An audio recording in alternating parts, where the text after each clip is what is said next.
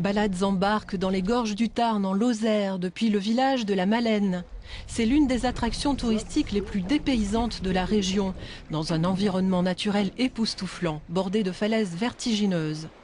Mais au-delà de l'incroyable beauté des lieux, c'est aussi une tradition et un patrimoine que les touristes viennent découvrir.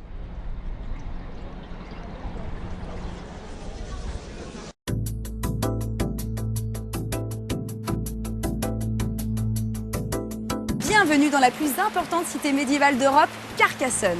D'ici, nous avons une vue exceptionnelle sur le Pont-Vieux et la cité. Prêt pour un voyage au temps des chevaliers? C'est parti!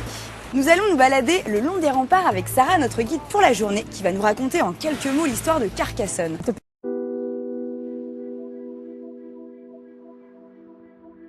Des maths! Je suis dans le Finistère Nord, le pays de Léon comme ils disent. Ici on se trouve entre la mer d'Iroise, la Manche et l'océan Atlantique. Là je suis à l'ouest de Brest, au phare Saint-Mathieu à Plougonvelin et je pars tout de suite à découvrir le pays d'Iroise en randonnée.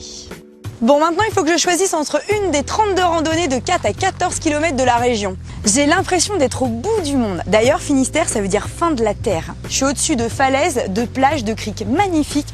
Les paysages ici sont juste grandioses.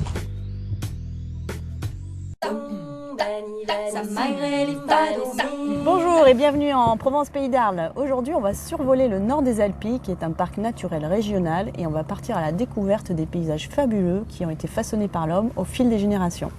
C'est parti!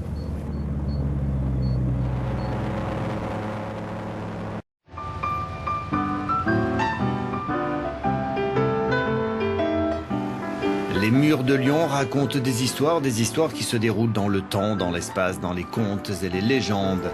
La ville française s'est imposée depuis plus de 3 décennies comme un des repères de ces fresques, mais aussi de ceux qui les peignent, les muralistes.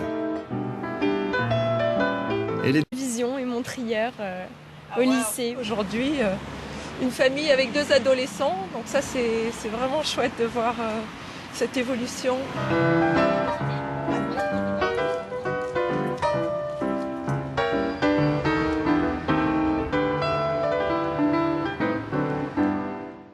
Moi, je trouve qu'il est assez fluide, que c'est sympa, qu'il y a un tram assez régulièrement.